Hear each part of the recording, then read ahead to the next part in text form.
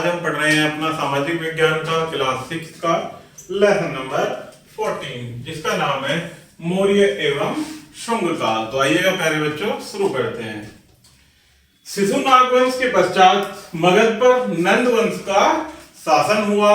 फिर नंद राजाओं को उखाड़ फेंकने का कार्य चंद्रगुप्त मौर्य ने किया था। मगध के नंद शासक शोषण तथा अपने अधिकारों का गलत प्रयोग करते थे। उन्होंने चंद्रगुप्त जो कि मौर्य जाति का एक महान योद्धा था को मगध छोड़ने के लिए दबाव डाला था। उसने उत्तरी भारत में शरण ली जहां उसकी भेंट एक बुद्धिमान ब्राह्मण चाणक्य से हुई। चाणक्य को कौटिल्य के नाम से भी जाना जाता है। चाणक्य की मदद से चंद्रगुप्त ने नंद राजा को उखाड़ फेंका तथा 321 ईसा पूर्व में मौर्य साम्राज्य की स्थापना की। किसने की? चंद्रगुप्त मौर्य ने मौर्य साम्राज्य की स्थापना। मौर्य राजवंश तथा उसके शासनकाल का इतिहास जानने के लिए हमें साहित्य, विदेशी विवरण तथा पुरातत्व तीनों ही साधनों से पर्याप्त सहायता उपलब्ध होती है। ब्राह्मण, बौद्ध तथा जैन साहित्य मौर्य वंश के इतिहास पर प्रचुर प्रकाश डालते हैं। ब्राह्मण साहित्य में पुराण, कौटिल्य का अर्थशास्त्र, विशाखदत्त का मुद्रा राक्षस नाटक भी प्रमुख हैं। इनमें कौटिल्य के अर्थशास्त्र का ऐतिहासिक दृष्टि से सर्वाधिक महत्वपूर्ण है, जिसके अध्ययन से हमें प्रथम मौर्य सम्राट के व्यक्तित्व एवं कृतित्व संबंधी प्राय सभी में हमें उपयोगी बातें ज्ञान कर लेते हैं। क्लासिकल यानी यूनानी रोमन लेखकों के विवरण से मौर्यकालीन इतिहास एवं संस्कृति का ज्ञान प्राप्त होता है। सिकंदर के बाद के लेखकों में मेगास्थनीज का नाम सर्वाधिक महत्वपूर्ण है। इसकी पुस्तक इंडिका मौर्य इतिहास का प्रमुख स्रोत है। कौन सी पुस्तक? इंडिका। किसकी थी प्यारे बच्चों? मेगास्थनीज की, जिसमें क्या मिलता है हमें? मौर्य इतिहास का प्रमुख जानने का स्रोत है। इसका विदेशी विवरण में भी वही महत्व है जो भारतीय साहित्य में अर्थशास्त्र का है। मौर्य कालीन पुरातात्विक साक्ष्यों में सर्वाधिक महत्व अशोक के लेखों का है। अशोक के लगभग 40 अभिलेख भारत, पाकिस्तान तथा अफगानिस्तान के विभिन्न भागों में से अब प्रकाश में आ चुके हैं। ये लेख वस्तुतः उसके चरित्र काव्य हैं, जिनसे हम अशोक के शासन की प्राय समस्त घटनाओं का प्रामाणिक विवरण प्राप्त कर लेते हैं। मौर्य काल के कई प्राचीन स्थलों का पता हमें पुरातात्विक खुदाई से चलता है। ये पुरातात्विक स्थल हमें लोगों के आर्थिक जीवन की भी जानकारी देते हैं। मौर्य साम्राज्य का संस्थापक सम्राट इतिहास में चंद्रगुप्त मौर्य के नाम से विख्यात है। चंद्रगुप्त मौर्य प्रथम सम्राट था जिसने लगभग समूचे भारत को एक राजनीतिक सत्ता के अधीन कर दिया था। मौर्य राजाओं के विषय में जानकारी अनेक साहित्य स्रोतों से प्राप्त होती है। अधिक जानकारी कौटिल्य द्वारा रचित अर्थशास्त्र का मेगास्थनीज, जो कि भारत में चंद्रगुप्त की राजसभा में यवन राजदूत के वृत्तांत से मिलती है। किससे मिलती है?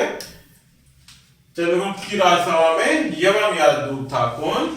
मेगास्थनीज के वृत्तांतों से मिलती है। इसके अतिरिक्त अशोक के शिलालेख भी हैं, जिन्हें स्तंभों एवं शिलालेखों पर खुदवाया गया है। इन्हें राजाज्ञा कहा जाता है। चंद्रगुप्त मौर्य के आने से पहले उत्तर पश्चिमी भारत पर मुख्यतः गणसंघों तथा सिकंदर के सेनापति सेल्यूकस का शासन था। चंद्रगुप्त ने इन सभी को पराजित करके देश का एकीकरण किया। देश के इस एकीकरण का श्रेय वास्तव में उस विद्वान चाणक्य को जाता है।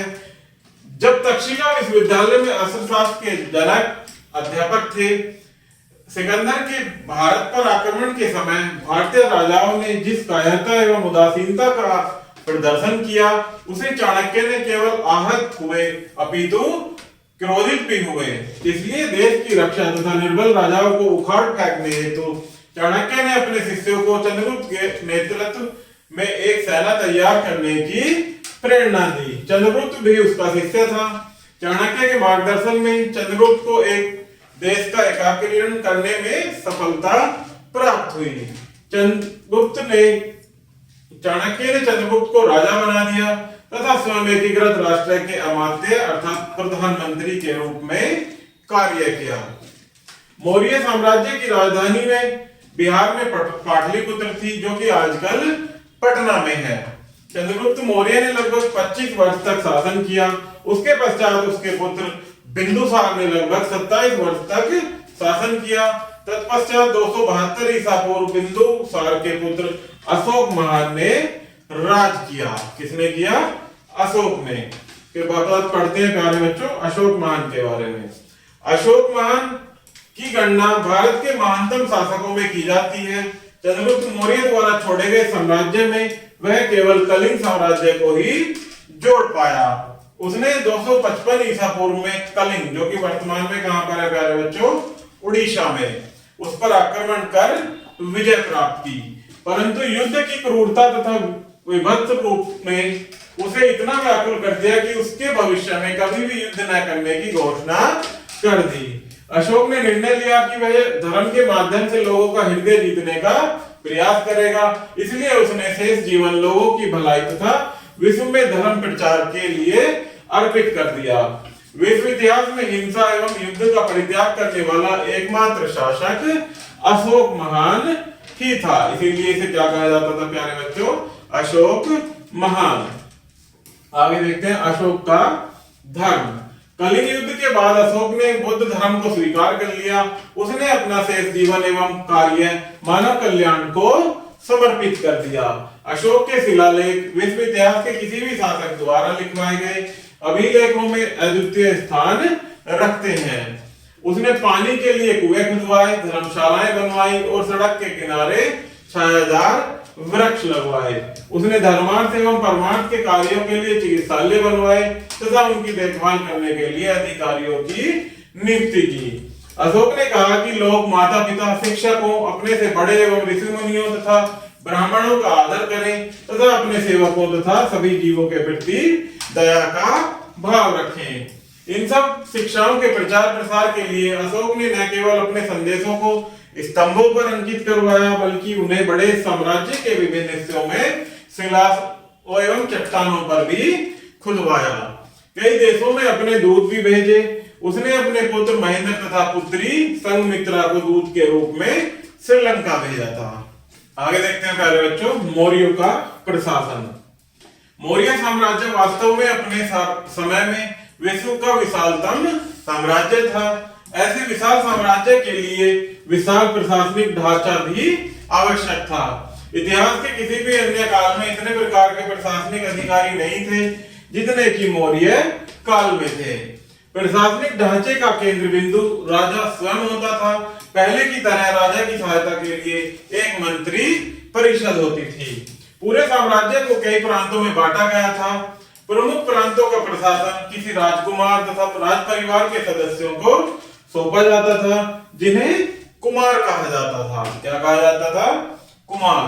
कभी कभी किसी विश्वास पात्र अधिकारी को भी प्रांत प्रमुख बना दिया जाता था। छोटे प्रांतों का प्रशासन राजगुरु देखते थे।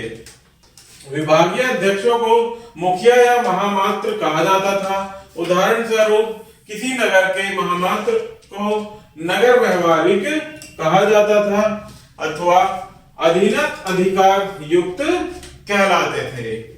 जबकि प्रशासनिक अधिकारी को पुरुष कहा जाता था। नगरों एवं ग्रामों की प्रशासन व्यवस्था अलग अलग होती थी। कौटिल्य द्वारा लिखित पुस्तक अर्थशास्त्र राजनीति पर लिखित महानतम ग्रंथ है। इसमें मौर्य साम्राज्य की शासन व्यवस्था का विस्तृत वर्णन है। आगे देखते हैं प्यारे बच्चों सामाजिक और आर्थिक स्थिति। क्योंकि प्रशासन कड़ा था, इसलिए लोग कानून एवं नियमों का पालन करते थे। इसलिए लोगों का जीवन शांतिपूर्ण एवं समृद्ध था। अच्छी खेतीबाड़ी के लिए बांध एवं नहरों का निर्माण किया गया। चंद्रगुप्त मौर्य द्वारा निर्मित सुदर्शन झील इसका अच्छा उदाहरण है तथा व्यापार के लिए राज्य लोगों की आर्थिक सहायता भी करता था। वन तथा वन्य प्राणी, प्राकृतिक संपदा एवं अन्य प्राकृतिक संसाधन सार्वजनिक संपत्ति समझे जाते थे और उनका संरक्षण कानून द्वारा किया जाता था। व्यापार को नियमित करने के लिए कानून बनाए गए। लोग सरकार को कई प्रकार के कर अदा करते थे।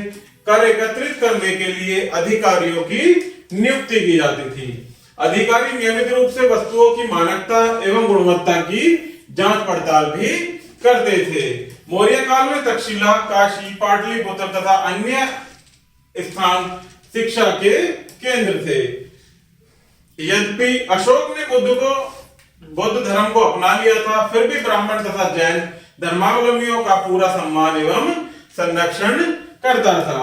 अशोक ने अपने 12वें शिलालेख में सभी धर्मों एवं संप्रदायों के लोगों को यह परामर्श दिया कि वे एक दूसरे का आदर करें तथा आलोचना न करें, ताकि समाज में सौहार्द एवं सद्भाव बना रहे।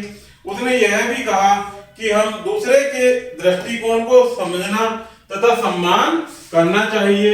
अशोक यह भी चाहता था कि विभिन्न समुदायों के सम्मानित व्यक्ति मतभेदों का निपटारा आपसी बातचीत से भी करें। आगे देखते हैं प्यारे बच्चों, कला एवं स्थापत्य। कला तथा स्थापत्य के क्षेत्र में मौर्य शासकों ने असीम योगदान दिया। इसका सर्वोत्तम उदाहरण है अशोक के 34 फुट ऊंचे पत्थर से बने अशोक स्तंभ, जिस पर उसकी राजाज्ञाएं खुदी हुई हैं। इनकी बढ़िया एवं पॉलिश एवं बनावट आज भी देखी जा सकती है। इन स्तंभों के शीर्षों पर जानवरों की प्रतिमाएं बनाई गई थी। इसका सबसे बढ़िया उदाहरण उत्तर प्रदेश में स्थित सारनाथ का स्तंभ शीर्ष है, जिनकी न केवल आधारशिला अति सुसज्जित है, बल्कि इस पर पीठ सटाए हुए 4 सिंह भी बनाए गए हैं। इसके नीचे बनाया गया था एक धर्म चक्र। जब 15 अगस्त 1947 को भारत स्वतंत्र हुआ तो इस स्तंभ शीर्ष को राष्ट्र प्रतीक के रूप में चुना गया था। हमारा राष्ट्र प्रतीक इस प्रकार से प्यारे बच्चों क्या बना था, ये सारनाथ का स्तंभ। मौर्य शासकों ने गुफाएं खुदवाने का कार्य भी शुरू किया।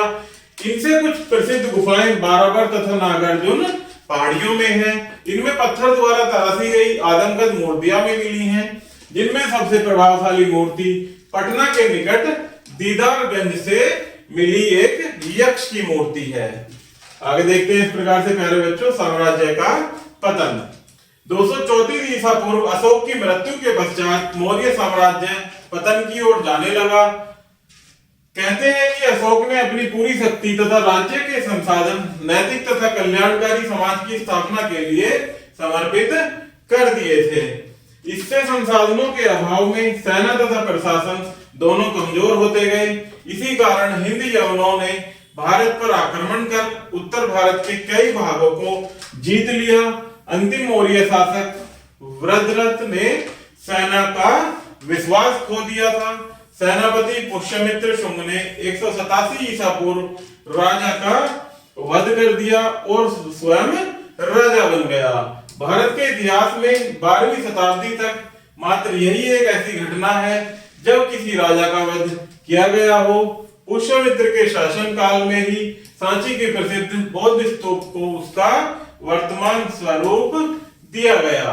आगे देखते हैं प्यारे बच्चों, इसमें कुछ मुख्य बिंदु दिए गए हैं जिनको हम साथ मिलकर पढ़ेंगे और आप इनको याद भी रखेंगे। इसमें पहला पॉइंट है, चाणक्य एक बुद्धिमान ब्राह्मण था जो चंद्रगुप्त मौर्य की सहायता किया करता था। अर्थशास्त्र ग्रंथ चाणक्य जो कि कौटिल्य द्वारा लिखा गया था। चंद्रगुप्त मौर्य ने देश का एकीकरण चाणक्य के अधीन किया था। मगध की राजधानी पाटलिपुत्र थी। कलिंग के युद्ध के बाद सम्राट अशोक ने बौद्ध धर्म को अपनाया था।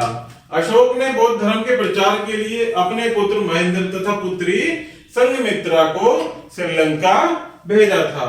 मौर्य काल में मंत्रियों की एक संस्था बनाई गई थी जिसे मंत्री परिषद कहा जाता था।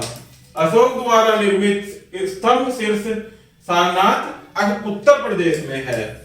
चंद्रगुप्त मौर्य ने सुदर्शन झील का निर्माण भी करवाया था। तो प्यारे बच्चों, इस प्रकार से हमारा ये लेसन यही समाप्त होता है। आशा करता हूं कि आपको यह वीडियो जरूर पसंद आई होगी। धन्यवाद।